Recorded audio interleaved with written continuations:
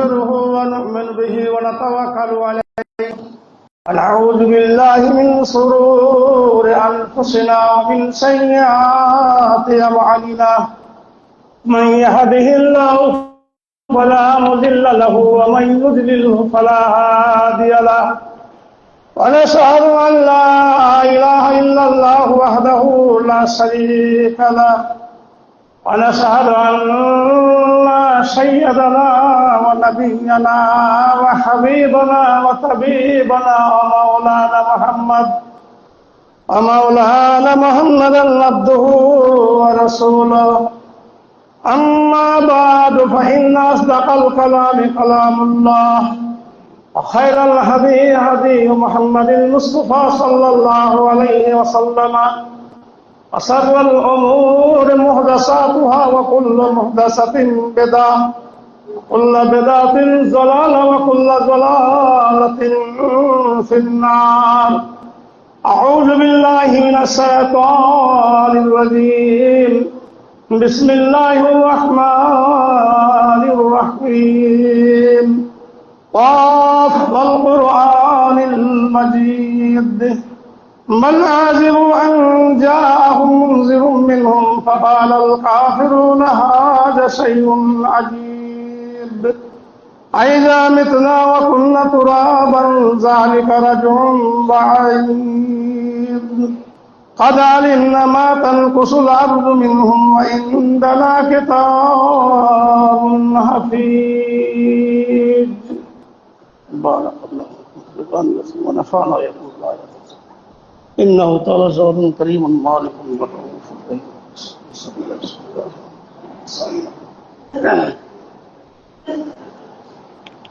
الحمد لله علي الذات عظيم الصفات سميع السمات كبير الشان جليل القدر رفيع الذكر مطاع الأمر جليل البرهان فخيم الاسم عديد الوسيع الحلم كثير الغفران جميل الثناء جزيل العطاء مجيب الدعاء أمين الإحسان شديد العقاب سريع الحساب عليم العذاب عزيز السلطان. ونشهد أن لا إله إلا الله وحده لا شريك له ونشهد أن محمدا عبده ورسوله. أما بعد فأعوذ بالله من الشيطان الرجيم. بسم الله الرحمن الرحيم. وذكروا فإن الذكرى تنفع المؤمنين. وقال الله تبارك وتعالى في كلامه المجيد أعوذ بالله من الشيطان الرجيم. بسم الله الرحمن الرحيم. ادعوا إلى سبيل ربك بالحكمة وموعظة الحسنة. وقال النبي صلى الله عليه وسلم كل أمة يدخلون الجنة إلا من آبى. قيل يا رسول الله ومن آبى؟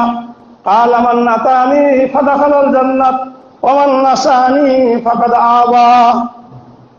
সম্মানিত উপস্থিতি শ্রদ্ধেয় মুসলিম সমাজ, প্রশংসা ওই মহান আল্লাহ পাক রব্বুল ইজ্জাতের জন্য, যে একমাত্র প্রশংসা পাওয়ার যোগ্য, যে আল্লাহ পাক রব্বুল ইজ্জাত যে কোনো সময় যে কোনো মুহূর্তে যা কিছু করার করে থাকেন, যে আল্লাহ তাবারক ওয়া তাআলার ইচ্ছার বিরুদ্ধে কোনো কিছুই সম্ভব নয়, যিনি নিদ্রা বা তন্দ্রা যে কোনো রকমের ক্লান্তি থেকে যিনি মুক্ত, আল্লাহ সামাদ, মহান আল্লাহ তাবারক হচ্ছেন কি স্বয়ং সম্পূর্ণ, তার কোনো ত্রুটি নেই।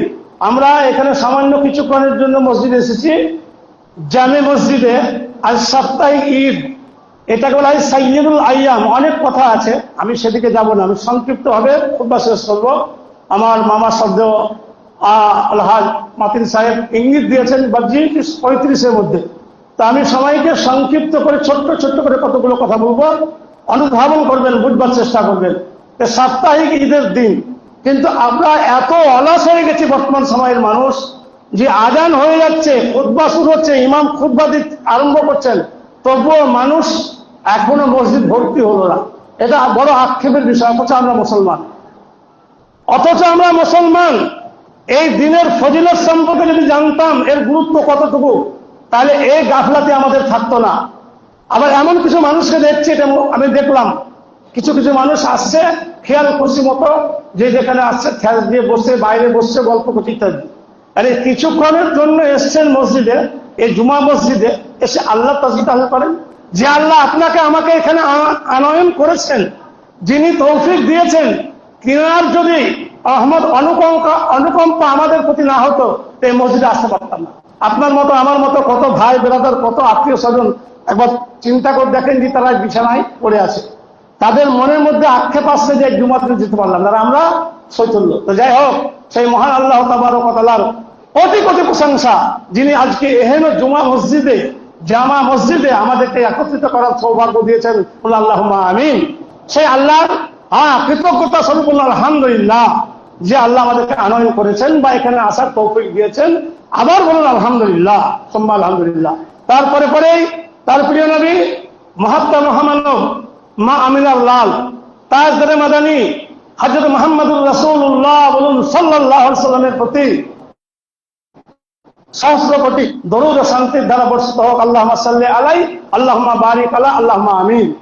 যে নবিয়ানা আলাইহিস সালাম, যে নবিয়ানা আলাইহিস সালাম যিনি আমাদের জন্য ছিলেন আলোকবর্তিকা। কোরআন মাজিদের ভাষায় বলা হয়েছে নূরুন, আবার কোন জায়গায় বলা হয়েছে বাসাইরুম মির রাব্বিকা। এখানে কোরআনের ইঙ্গিতে তাফসীরের মধ্যে দুই রকম এসেছে। বাসাইর বলতে পবিত্র কোরআনকেও বলা হয়েছে, আবার কোন কোন তাফসীরকারক আল্লাহর নবীকেও বলেছেন যে সুসংবাদ দানকারী। আবার অন্যত্র বলা হয়েছে ইয়া আইয়ুহাল্লাযীনা আমানু ইন্নী রাসূলুল্লাহি ইলাইকুম জামিয়া। আল্লাহ নবী এইভাবে আল্লাহ তাআলা তার জন্য বলেছেন, আল্লাহ তাই নিজেই বলছেন যে হে রাসূল, তোমাকে সারা বিশ্ববাসীর জন্য আমি রাসূল হিসাবে, অর্থাৎ প্রেরিত দূত, যিনি ছিলেন আহ্বায়ক, যিনি ছিলেন সৎ কাজের জন্য দাওয়াত দানকারী। কুল জাআল হক ওয়া জাহাকাল বাতিল, অন্যত্র বলা হয়েছে এই সত্যের আগমন ঘটেছে, মিথ্যাকে চলে যেতে হবে। তো জিনার আগমনের কারণে তৎকালীন যুগের আপনারা শুনে এসেছেন যে আরবের যে মানে অশালীন কাজগুলো সমস্ত সব ধূলিসাৎ হয়েছিল।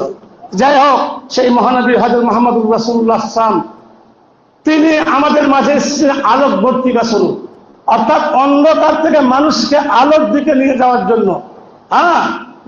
যিনি একমাত্র হেদায়েতের উৎস, হাদ বলা হয়েছে কোরআনের ভাষায়, হাদি অর্থাৎ যিনি পথ প্রদর্শক। তো সেই মহান আল্লাহ পাকের নবীর মুখস্থিত বাণী থেকে আমি একটি হাদিসের অংশ পাঠ করেছি, আর মহান আল্লাহ পাকের কালাম থেকে, পবিত্র কোরআন থেকে দু জায়গা থেকে দুটো আয়াত পাঠ করেছি। সম্মুখে সেটাকে রেখে আপনাদের সামনে কিছু সামান্য অল্প সময় কিছুটা বক্তব্য রাখবো। আমা তাওফীক ইল্লা বিল্লাহ, যদি মহান আল্লাহ আমার সাথ দেন। তো যাই হোক, আল্লাহ পাক নবীকে উদ্দেশ্য করে বলছেন, হে নবী যাক্কির, আমর সে আদেশিত। জ্ঞানী গুণী লোক বসে আছেন, ওলামায়ে দ্বীন, আমার বাপজি বসে আছে, সম্মানীয় মানুষ। একটা কথা ফালতু বললে ধরা পড়ে যাবে। যাক্কির, আমার আদেশ দিচ্ছেন আল্লাহ তাআলা। হে নবী, নবীকে বিশেষ করে উল্লেখ করে যে তুমি উপদেশ দান করো। হে নবী, তুমি উপদেশ দাও। আজকের বক্তব্যের বিষয়টাই আমার উপদেশ সম্পর্কে। এই উপদেশ দাও, কারণ উপদেশ শিখাতে যারা ঈমানদার হবে, যারা মুমিন, তানফাউল মুমিনিন। অনেকে বুঝতে পারবেন সব কথাগুলো, শব্দার্থগুলো। তানফাউল মুমিনিন, এই উপদেশগুলো কি হবে? যারা ঈমানদার, যারা মুমিন হবে, তারা উপকৃত হবে এর দ্বারা। তাহলে এখানে মুমিন কাকে বলা হয় আর মুমিনের সংজ্ঞা কি, যদি সেদিকে বিশ্লেষণ করতে যাওয়া যায় তো 2-4 ঘন্টা আপনারা জানেন, এগুলো বারবার বহু জলসাতে আলোচনা হয় মুমিনের সম্পর্কে। সূরা আনফালে একটা আয়াতই এসেছে, ইন্নামাল মুমিনুনা আল্লাযীনা ইযা যুকিরাল্লাহ। অনেক কথা আছে, আমি সেদিকে আজকে বক্তব্য নয়, আমার বক্তব্য অন্যদিকে। তো এই যে নসিহত বা উপদেশ, আল্লাহ নবীকে আল্লাহ স্বয়ং নিজের উদ্দেশ্য করে বলছেন যে তুমি উপদেশ দাও। এর কারণে কি হবে? মানব সমাজে মানবের মুমিন যারা ঈমানদার, তারা উপকৃত হবে, তারা পৃথিবীর বুকে সাফল্যমণ্ডিত হবে, সফলতা করবে এবং পরিত্রাণের রাস্তা খুঁজে পাবে। আর একজন মুমিন আর একজনের মুমিনের জন্য হচ্ছে সহযোগী। এটা জেনে রাখেন, একজন মুমিনের জীবনে কতকগুলো জিনিস, বিশেষ করে হাদিসের বলা, আল্লাহ কোরআনেও বলেছেন, আল্লাহ স্বয়ং কোরআনে বলছেন যে মুমিনের জীবনে কতগুলো জিনিস বাস্তবায়িত হওয়া দরকার। আবশ্যিক আপনি আমি শুধু নিজেকে নিয়ে ব্যস্ত নয়, আপনি আমি আপনার আমার প্রত্যেকের কর্তব্য আছে এক অপরের প্রতি। আমরা এক অপরের সহযোগী হব। কিভাবে সহযোগী হব?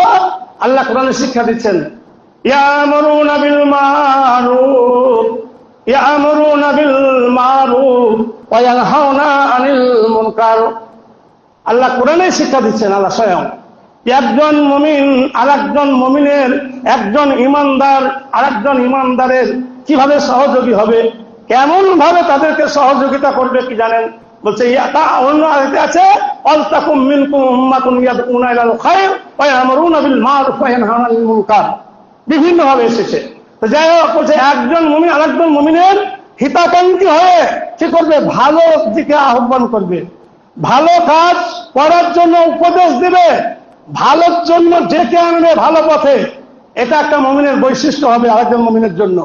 আর ওয়ায়ানহাউনা আনিল মুনকার 2 নম্বরে, প্রথম নম্বর 1 তা'মুরুনা বিল মারুফ, আর দ্বিতীয় নম্বর হচ্ছে কি নাম্বার 2 ইয়ানহাউনা আনিল মুনকার। অসৎ কাজ, মন্দ কাজ, কোথাও নোংরামি, কোথাও চুগলখড়ি, কোথাও ব্যভিচার, কোথায় রাহাজানি, কোথায় মদ্যপান, কোথায় জুয়া, বিভিন্ন রকমের অশ্লীলতার মধ্যে মানুষ সমাজ ফেসে গেছে, লিপ্ত হয়ে গেছে। সেখানে আপনাকে আমাকে, আপনার আমার উচিত তার কাছে গিয়ে তাকে বুঝিয়ে টেনে আনা, তার হাতটাকে ধরে টেনে আনা। এটা একজন ইমানের, একজন মুমিনের এটা পরিচয়। তা'মুরুনা বিল মারুফ ওয়া তানহাউনা আনিল মুনকার। তারপর কি বলছে? ওয়ায়ুকিমুনাস সালাতা ওয়া ইউতুনাজ যাকাত। সংক্ষেপে বলছি, ব্যাখ্যা করার সময় হবে না, কারণ ঘড়ির কাঁটা এগিয়ে যাচ্ছে। ছোট্ট ছোট করে অর্থগুলো বলছি, বুঝবেন। ওয়ায়ুকিমুনাস সালাত, একজন মুমিনের আরেকজন মুমিনের এটা আবশ্যিক জীবনে হওয়া উচিত। আপনার আমার প্রত্যেকের জীবনে এটা অপরিহার্য হওয়া উচিত। লিয়াকিমুনাস সালাত, আমরা আপনারা নামাজি হব। আজ নামাজি নেই। আজ রমজান মাসে মসজিদে লোক আসছিল না, আর এখন গুনতির লোক কতগুলো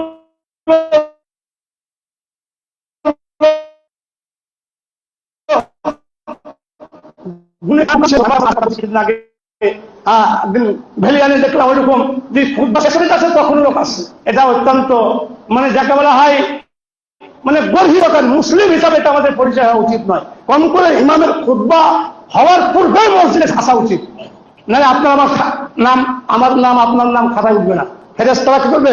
খাতার দপ্তর বন্ধ করে দিয়ে, হাজিরা খাতা বন্ধ করে দিয়ে, অ্যাটেন্ডেন্স খাতা বন্ধ করে দিয়ে কোথাও খুতবা শুনবে। আপনার বেকার আসা হলো, কোনো নেকি পেলেন না। আর যা প্রথমে এসে বসছে কাতার প্রথম, এটার নেকিটা আলাদা। বলার অনেক কিছু শুনেছেন, বলার কথা নয়। তো যাই হোক, ইউকিমুনাস সালাত ওয়া ইউতুনাজ যাকাত। ইমানদার মুমিন আর এক মুমিনের জন্য কি হবে? এরা কি নামাজ নিজেরা কায়েম করবে, নিজেরা নামাজ পড়বে, অপর ভাইকে নামাজের জন্য আহ্বান করবে যে ভাই চলো মসজিদে, আজান হয়ে গেল, আসরের আজান হলো, ফজরের আজান হয়ে গেছে, জোহরের আজান হয়ে গেছে। আপনার অন্তরখানা মসজিদে লটকানো থাকবে, ঝুলন্ত অবস্থায় থাকবে যে কখন যাও মসজিদে। ওয়াকালবুহু মুআল্লাকুন বিল মাসাজিদ, অন্য হাদিসে এসেছে যে অন্তরটা, হৃদয়টা আপনার মসজিদে লটকানো থাকবে যে কখন মসজিদে হাজির হবো, কোন সময় যাব, নামাজ পড়বো। তাহলে এইরকম ইউকিমুনাস সালাত ওয়া ইউতুনাজ যাকাত, নামাজ কায়েম করবে আর যাকাত প্রদান। যাকাত আর যাকাতের কথা বললে তো আমাদের মাথা নিচু হয়ে যায়। এমন এমন ব্যক্তি যে যাকাতের পর্যায়ে একদম 100%, 99%, কিন্তু যাকাত বুঝেই না। রমজান মাসে কিছু মুসাফির আসছে সামান্য, যাদের 10, 20, 150, 200 দিচ্ছে, কিন্তু খুঁটিনাটি যাকাত আপনার যে আমার 5 লাখ কি 10 লাখ কি 7 লাখ ব্যাংক ব্যালেন্স অমুক তমুক আছে, তার একটা জাকাত বার করবো, কি আমার মালের জাকাত, কি আমার সোনা চাঁদি বাড়িতে জাকাত, এগুলো নয়। কিছু সৎসামান্য দিয়ে লোককে মানুষ সন্তুষ্ট করছে। আর জেনে রাখুন, এর বিনিময়ে আল্লাহ আপনাকে আমাকে পৃথিবীতে শাস্তি দিবে। এই হারাম খাচ্ছেন, অপরের মাল ভক্ষণ করছেন। এই জাকাত কি করে? জাকাত শব্দের আবিধানিক অর্থ কি? জাকাত শব্দের আবিধানিক শব্দগত অর্থ হচ্ছে কি? পবিত্রতা আনয়ন করা। জাকাত শব্দের আবিধানিক অর্থ ওলামায়ে দ্বীনের কাছে জেনে নেবেন। এই জাকাত শব্দের শব্দগত অর্থ হচ্ছে কি? পবিত্রতা নিয়ে আসা। তো আপনি যদি জাকাত না দেন তো সেই মাল পবিত্র হলো? মালবাসাও হারাম, মাতআমুহু হারাম, তার পানীয় হারাম, তার খাবার হারাম, আর এসে মাথা টুকছে আর আল্লাহকে ডাকছে, আল্লাহ শুনবে? মান মানাজ যাকাতা মিন মালিহি, আল্লাহ নবী হাদিসের মধ্যে অন্য জায়গায় বললেন মান মানাজ যাকাতা মিন মালিহি মান আল্লাহু তাআলা হিফজিহি মিনাল আফাত। যে ব্যক্তি নিজের মাল সম্পদের যাকাত বন্ধ করবে, টাকা পয়সা সারা বছরের খরচের পরে যাকাত, মানাজ যাকাতা মানা আল্লাহু তাআলা হিফজা মালিহি মিনাল আফাত, যাকাত যখন বন্ধ করবে আল্লাহ তার ধন সম্পদকে বালা মুসিবত থেকে রক্ষা করবে না। আল্লাহ নিজের দায়িত্ব সরিয়ে নেবেন, আল্লাহ দায়িত্ব সরিয়ে নেবেন। আর হারাম পুষ্টি খাবার খেয়ে আপনার আমার সন্তান সন্ততি পিতা মাতার কথা শুনবে না, অবাধ্য সন্তান হবে। অবাধ্য সন্তান হচ্ছে বর্তমান যুগেও তাই। আজ বর্তমান যুগে খেয়াল করে দেখুন যে আপনার আমার সন্তান কেউ পিতা মাতার কথা শুনে না, কারণ আমরা হারাম খাবার খেয়ে এই সন্তানদের লালিত পালিত করছি আর তাদের জন্য ধন সম্পদকে আমরা জোগাড় করে রেখে যাচ্ছি। সাবধান হবেন। আল্লাহ নবী তাই বললেন যে তোমরা সাবধান হও, মানাজ যাকাতা মিন মালিহি মানা আল্লাহু তাআলা হিফজা মালিহি মিনাল আফাত।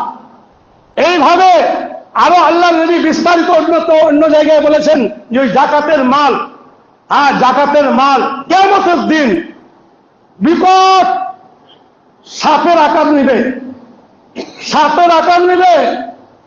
মানে দেখা হয় অত্যন্ত বিষধর সাপ আকৃতি হয়ে আপনার আমার গলায় জড়িয়ে পেঁচিয়ে ধরবে গলাকে আর দংশন করবে। কোরআন আল্লাহ বলছেন, আর আল্লাহ নবী বলেছেন হাদিসের মধ্যে যে সেই সম্ভব তাকে দংশন করবে, তার চিৎকার করবে, গর্জন করবে, কিন্তু ছাড়বে না। তাইরা আমার তাইলে 4 নম্বর হলো, প্রথম নম্বর হলো তা'মুরু বিল মারুফ ইয়ানহাউনা আনিল মুনকার, ভালোর জন্য আদেশ, মন্দের জন্য নিষেধ। হাত ধরে কোন জায়গায় দেখছেন মদের আড্ডায় বসে আছে, তার হাতটাকে ধরে, ভাই বাচ্চা ছেলে ইয়ং কেন কাজে যাচ্ছ, ধরে টেনে নিয়ে আসুন। কর্তব্য আপনার আমার আরেকজন মনে এটা কর্তব্য বৈশিষ্ট্য হওয়া উচিত। যদি এই কাজ করতে পারি আমরা তো উলাইকা সাইয়ারহামুহুল্লাহ, আল্লাহ কোরআনে বলছেন যদি এই কাজ করতে পারি, ভালোর আদেশ দেওয়া, মন্দের নিষেধ করা, নামাজ কায়েম করা, যাকাত আদায় করা, ওয়ায়ুতিউনাল্লাহ ওয়া রাসূলা, ওয়ায়ুতিউনাল্লাহ ওয়া রাসূলা, আল্লাহ এবং আল্লাহর রাসূলের ইতাআত ঠিকভাবে যদি করি, লৌকিকতা করা নয়, মানুষকে দেখানোর জন্য নয়, মানুষ আমাকে নামাজি বলবে, মানুষ আমাকে মুসল্লি বলবে, মানুষ আমাকে দানশীল বলবে, মানুষ আমাকে বড় টাইটেল ধারী বলে আমার নামটা পৃথিবীর বুকে খ্যাতি ছড়াবে, এটা নয়।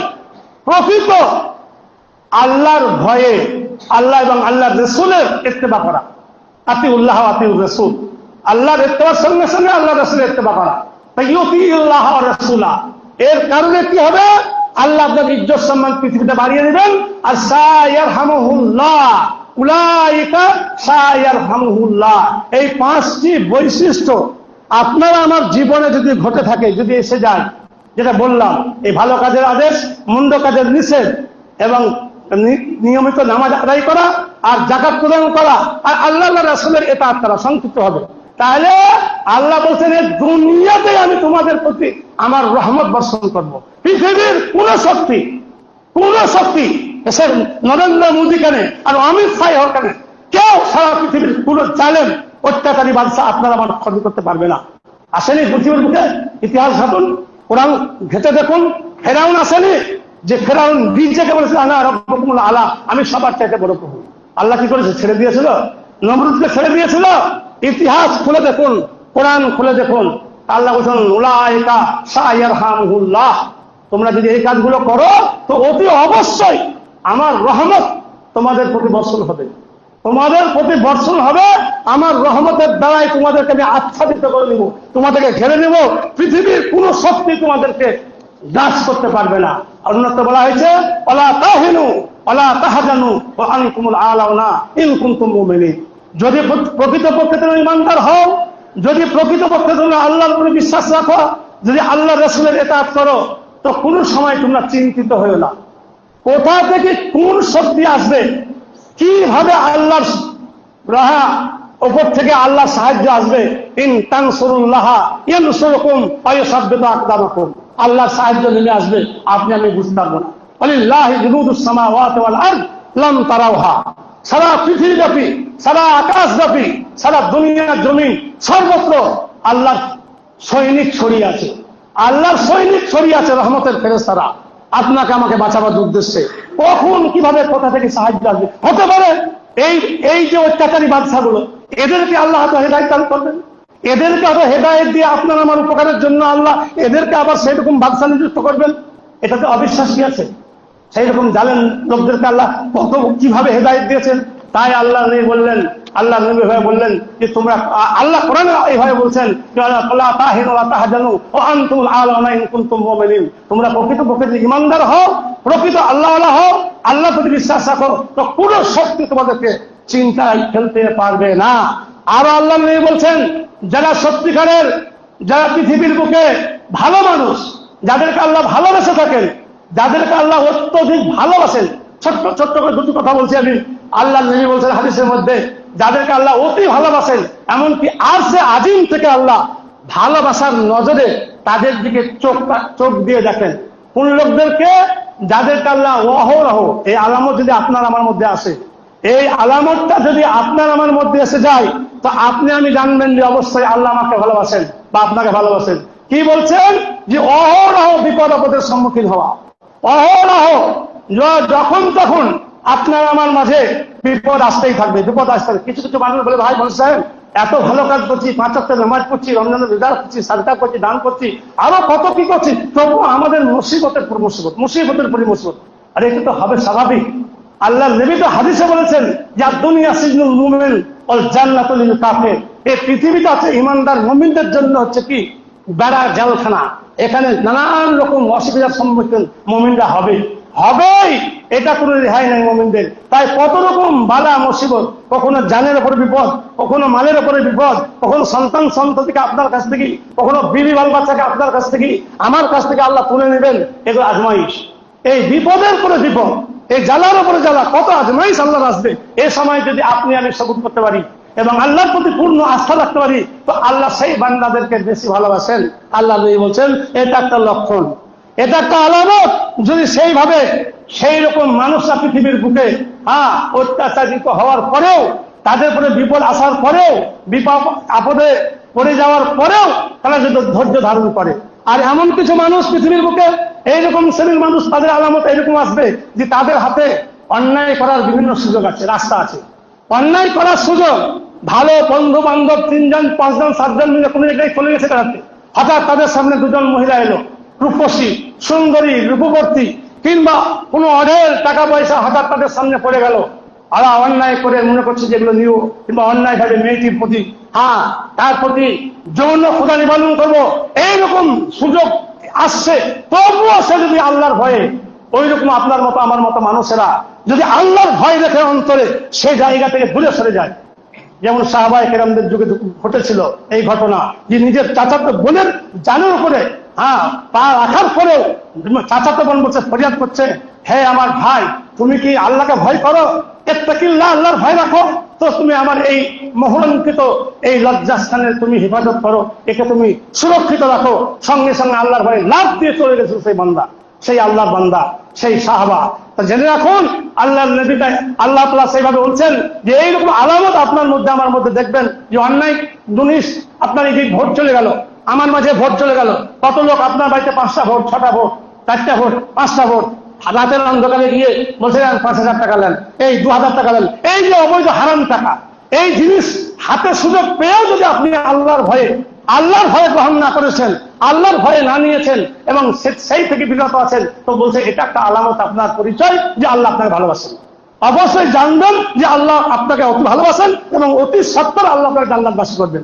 3 নম্বর হচ্ছে কি, এমন কিছু মানুষ যারা দেশবাসীর কাছে, নিজের দেশবাসী এলাকার কাছে, এলাকাবাসীর কাছে, তাদের কাছে কি হয়, সম্মান পায় না। তারা তাকে কি করে, অবজ্ঞা করে, তার ভালো কাজ দেখে তাদের হিংসা হয়। আপনার মতো আমার মতো এমন এমন মানুষ আছে, বিশেষ করে আলেম সমাজের মধ্যে কিছু কিছু মানুষ এত হিংসার চোখে, ঈর্ষার চোখে তাকায় যে সেটা তুলনা হয় না, ঈর্ষার চোখে। তাই বলছে এমন কিছু মানুষ যাদের দেশবাসীর মানুষ, তারা অবজ্ঞা করে, তাচ্ছিল্য করে, একাকিত্ব জীবনে সে পড়ে যায়। ওই সময় যদি সে একাকিত্ব জীবনে মসজিদের মধ্যে গিয়ে আল্লাহকে ডাকতে পারে, আল্লাহর কাছে ডাকে, আল্লাহকে ডেকে বলে যে আল্লাহ, আমি একাকী জীবন যাপন করছি, লোকেরা আমাকে এইভাবে হটকারিতার মধ্যে ফেলে আমার উপরে নানান রকম অপবাদ দিচ্ছে, ইত্যাদি ইত্যাদি। আল্লাহ বলছেন সেই বান্দাকে আমি বেশি ভালোবাসি। এইভাবে আরেকজন 4 নম্বর হচ্ছে কি, ওই শ্রেণীর মানুষের মধ্যে যে আলামত পাওয়া যায়, আলামত দেখতে পান কি, যে লোকটি নম্র হৃদয়ে, যার অন্তরটা অপরের কষ্ট দেখে, অপরের জ্বালা যন্ত্রণা দেখে, অপর কোনো ভাইয়ের বিপদ আপদ দেখে তার অন্তরটা ফেটে যায়, চোখ দিয়ে অশ্রু গড়গড় করে পড়ে, ওই শ্রেণীর মানুষ তারা তাদের জানাবে আল্লাহ তাদেরকে ভালোবাসে। আর 5 নম্বর হচ্ছে কি, হুসন খাতেমা, অর্থাৎ ভালো কাজ করতে করতে, ভালো কথা বলতে বলতে, সমাজের উপকার করতে করতে জীবন শেষ করে দিল, এমনকি মৃত্যুর মুখে পতিত হলো। মৃত্যু মুখে পতিত হলো এরকম ব্যক্তি ভালো কাজ করতে করতে, ভালো কাজের মধ্যে জীবনযাপন করতে করতে, ভালো কাজের মাধ্যমে নিজের জীবন শেষ হয়ে গেল, মৃত্যুবরণ করলে আল্লাহ নবী বলছেন এরাই হচ্ছে আল্লাহর নিকট সব থেকে মহাব্বত প্রাপ্ত। সময়ের দিকে শেষ হয়ে গেছে, 1 মিনিটে 1 সামান্য কথা বলছি, ছোট্ট করে বলছি যে আপনি আমি আমার জীবনের সব থেকে আসল উদ্দেশ্য হবে যে মসজিদে এসে আল্লাহর জিকির আজকার করা। আমি একটা আয়াত পাঠ করেছি প্রথমেই, উদউ ইলা সাবিলি রাব্বিকা বিল হিকমা ওয়া মাউইজাতিল হাসানা, মানুষকে উপদেশ দান করতে হবে, আল্লাহর পথে ডাকতে হবে কি ছোট কোরআন এবং হাদিসের উপমা দিয়ে, হাদিস কোরআনের কথা দিয়ে। তো ছোট ছোট হাদিসের মধ্যে আল্লাহর তাসবিহ তাহলিলের জিকির আজকারের কথা প্রচুর এসেছে। মসজিদে আসবেন, 2 রাকাত নামাজ পড়বেন, জান্নাতি ফল খাবেন, জান্নাতি ফল আহরণ করবেন, তাসবিহ পড়বেন, সুবহানাল্লাহ, আলহামদুলিল্লাহ, লা ইলাহা ইল্লাল্লাহ। আর সমস্ত আম্বিয়া কেরামদের সব থেকে শ্রেষ্ঠ জিকির ছিল জানেন, সমস্ত আম্বিয়া কেরাম যত নবী ছিলেন, নবীরা প্রত্যেকটা নবীর শ্রেষ্ঠ জিকির ছিল কি জানেন, লা ইলাহা ইল্লাল্লাহ ওয়াহদাহু লা শারীকা লাহু লাহুল মুলকু ওয়া লাহুল হামদু ইউহয়ি ওয়া ইউমীতু ওয়া হুয়া আলা কুল্লি শাইইন কাদির। আল্লাহ নবী আরো ছোট্ট করে বলছেন যে তোমাদেরকে কি জান্নাতের ধন ভাণ্ডারের খবর দেব, জান্নাতের খনি সম্পর্কে বলবো না? আলা আদুল্লুকুম আলা কানজিম মিন কুনজিল জান্নাত, মিন কুনজিল জান্নাত, জান্নাতের খনি সম্পর্কে বলবো। সাহাবা বলছেন ইয়া রাসূলুল্লাহ বলুন। আল্লাহ বললেন লা হাওলা ওয়ালা কুওয়াতা, লা হাওলা ওয়ালা কুওয়াতা, লা হাওলা ওয়ালা কুওয়াতা। ছোট ছোট জিকির, সুবহানাল্লাহ, আলহামদুলিল্লাহ, সুবহানাল্লাহি ওয়া বিহামদিহি, সুবহানাল্লাহিল আযীম, লা হাওলা ওয়ালা কুওয়াতা, লা ইলাহা ইল্লা আনতা সুবহানাকা ইন্নী কুনতু মিনাজ জালিমিন। এইসব জিকির করবেন, মসজিদে এসে নামাজ পড়বেন, আর আল্লাহকে ডাকবেন, আর কাঁদা করবেন। কোন সময় আপনি আমি যে চলে যাব কেউ বলতে পারবে না, কখন কার মৃত্যুর ডাক চলে আসবে। যাই হোক, সংক্ষিপ্ত ভাবে কয়েকটি কথা বললাম, আপনারা প্রত্যেকে এর প্রতি আমল করার চেষ্টা করবেন। যে সমস্ত ভাইরা আমার যারা বিপদ আপদের মধ্যে পড়ে আছে, আল্লাহ যেন তাদেরকে বিপদ থেকে উদ্ধার করবেন, আল্লাহুম্মা আমিন। যে সমস্ত ভাই বন্ধু বেরাদার, আমার আব্বা জানেরা, মায়েরা, বোনেরা যারাই আজ অসুস্থ অবস্থায় বিছানায় শায়িত অবস্থায় কাতরাচ্ছে, আল্লাহ যেন তাদেরকে সমাধান করে। হ্যাঁ, আল্লাহ আজহাবিল বাস রাব্বান নাস আসফি আনতা সাফি লা সাফাউল্লাহ সাফাউল্লাহ ইবাদু সাকামা। আল্লাহ যেন অতি সত্তর তাদেরকে নিষ্কৃতি দেয়, আল্লাহ সুস্থ দান করে, আল্লাহুম্মা আমিন। আমাদের কচি কাঁচা যারা ভবিষ্যৎ প্রজন্ম, আল্লাহ যেন এদেরকে হেদায়েতের উৎস বানায়, এরা যেন ইসলামের ঝান্ডা নিয়ে যেন ইসলামের আলো চতুর্দিকে ছড়াতে পারে, আল্লাহুম্মা আমিন। ইবাদাল্লাহ,